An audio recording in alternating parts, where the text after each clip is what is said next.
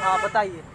हमने राजद के जो प्रवक्ता साहब तेजस्वी जी से भी मिले और तेजस्वी जी से मिल करके अपनी बातों को रखे कि भैया 7वें चरण प्राथमिक विज्ञप्ति दे दीजिए। ये बिहार और बिहारियों का 7वें चरण प्राथमिक विज्ञप्ति है। आप अपने चुनावी वादा में बोलते थे कि पढ़ाई, दवाई, लड़ाई, सुनवाई, कार्रवाई ये सरकार है। ये सरकार संवेदनशील कैसे हो सकती है? कहीं ना कहीं 7वें चरण प्राथमिक विज्ञप्ति आप दे दीजिए। इससे बिहार का भविष्य जुड़ा हुआ है। जो नौनिहाल बच्चे हैं उनका सपना साकार करने के लिए मौका मिलेगा। तो हम अपनी बातों को रखें तो उन्होंने बोला कि बहुत जल्द होगा, लेकिन 3 साल से हम लोग मानसिक तौर पर दिव्यांग होते जा रहे हैं और हर दिन अपना आपा खोते जा रहे हैं। तो ये धैर्य की अब परीक्षा सीमित होकर मतलब रह चुकी है, क्योंकि धैर्य केवल हम लोग अब सुनते अपना धैर्य खो दिए हैं। अब जितना जल्दी भलाई इसी में है कि 7वें चरण प्राथमिक विज्ञप्ति जारी की जाए। सवाल एकदम सीधा है मुक्कू जी। निक्कू जी क्या नाम है? मिक्कू पांग।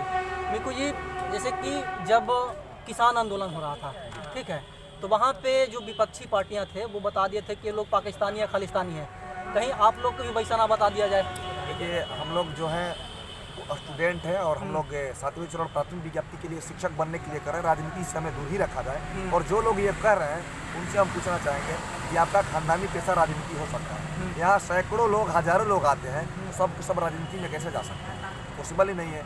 और अगर राजनीति में जाएंगे भी तो आपसे बेहतर बुनियादी शिक्षा देने के लिए लड़ रहे हैं। आप उनको स्कूल में भेज दीजिए, आप क्यों राजनीति में लाना चाह रहे हैं? अगर जो उनकी मांग सही है और मांग पूरी हो जाती है तो फिर गर्दनी बाग में अचार डालेंगे बैठ करके, वो क्या करेंगे? अच्छा, आप लोग चाहते हैं कि बिहार का जो बदहाल शिक्षक व्यवस्था है उसको सुधारना है, लेकिन आप लोग को बहाल ही नहीं किया जा रहा है। देखिए, शिक्षा वो शेरनी का दूध है, जो पिएगा सो दहाड़ेगा।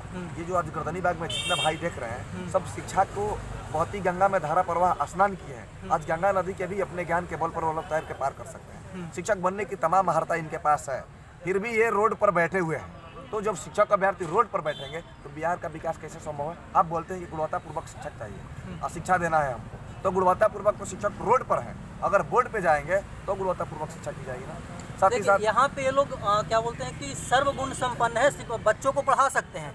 बिहार में तमाम प्रकार के जो प्राइमरी स्कूल थे, जो मिडिल स्कूल थे, उसको 10+2 कर दिया गया और वही लोग क्या बोलते हैं कि सभी बच्चों को पढ़ा रहे हैं। जो 8 क्लास के शिक्षक थे वो पढ़ा रहे हैं, लेकिन आप लोग जो है एलिजिबल हैं, उसके बावजूद भी आप लोग को छोटा से आपको मैं आंकड़ा दे देना चाहता हूँ।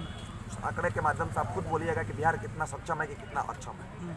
बिहार सरकार के पास केवल प्राइमरी में RTI रिपोर्ट के अनुसार 2,73,000 रिक्तियाँ है और वो बिहार सरकार जो है वो अभ्यर्थी के साथ कुश्ती लड़ने में बेचैन है। कल तो आज तो परसों ऐसे करते करते कुश्ती लड़ा जा रहा है। साथ ही साथ 2,73,000 अगर रिक्तियाँ है केवल प्राइमरी में है, और उसके साथ क्या है कि बिहार का जो शिक्षा व्यवस्था है वो बदहाल है।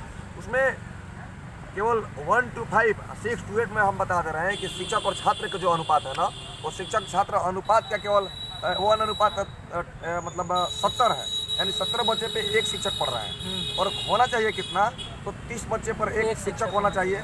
शहरी क्षेत्र में अगर देखा जाए तो 30 बच्चे पर एक शिक्षक, और ग्रामीण क्षेत्र में देखा जाए तो 35 बच्चे पर एक शिक्षक। और अभी चल रहा है जो 70 अनुपात की है। ये दिखा रहा है कि बिहार में कितना मतलब सरकार है जो रोजगार के लेकर के और शिक्षा और शिक्षक की बात करती है। ये सरकार की नाकामी है।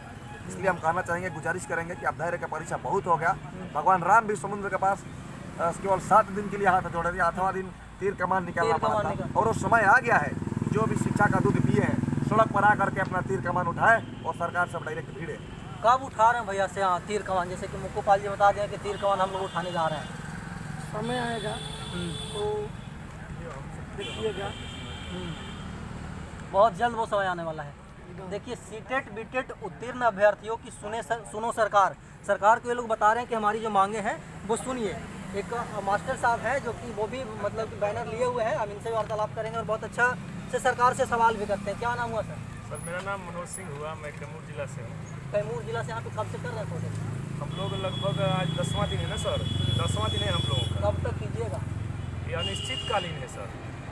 जब तक विज्ञापन देंगे नहीं तब तक हम लोग नहीं जाएंगे, पहली बात। और दूसरी बात, जितने हमारे अभ्यर्थी यहाँ देख रहे हैं, अभी तो कुछ लोग खाना खाने गए हैं, कुछ लोग नहा आ रहे हैं सभी लोग। 38 जिला के अभ्यर्थियों ने ठाना है कि विज्ञापन लेकर ही जाना है और नहीं तो यहीं पर आत्मदाह कर देना है। हम लोग ये सोच लिए। और आपने भी जो प्रश्न पूछे, हमारे मिक्कू भाई, सत्यम जी, अनीश जी, नितेश पांडे, दीपांकर जी, जो भी हमारा शीर्ष नेतृत्व है, हम आपके चैनल के माध्यम से कहना चाहेंगे कि ये शीर्ष नेतृत्व हम लोगों का जो कर रहे हैं, काफ़ी सपोर्ट है इन लोगों को। और बाकी कुछ हमारे ही साथी हैं जो कुछ धोखाधड़ी करते हैं, चाहे कुछ ऐसा बातें करते हैं। हम उन लोगों को भी ये कह देना चाहेंगे कि अभी नहीं तो कभी नहीं।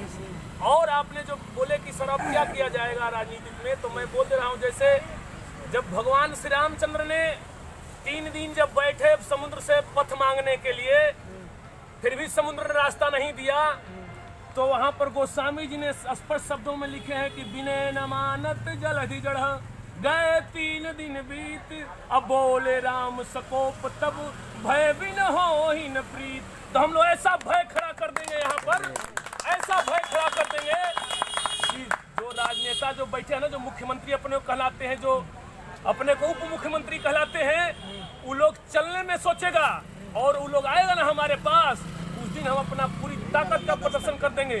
क्योंकि यह सरकार ऐसा निरंकुश हो गया है। तो मैं उनके लिए भी ये आपके चैनल के माध्यम से ये संदेश देना चाहता हूँ कि लिखा परदेश किस्मत में वतन को याद क्या करना, और जहाँ बेदर्द हाकिम हो वहाँ फरियाद क्या करना। अब हम लोग फरियाद नहीं करेंगे, अब सरकार में दर्द हो गई है। हाँ, बिल्कुल।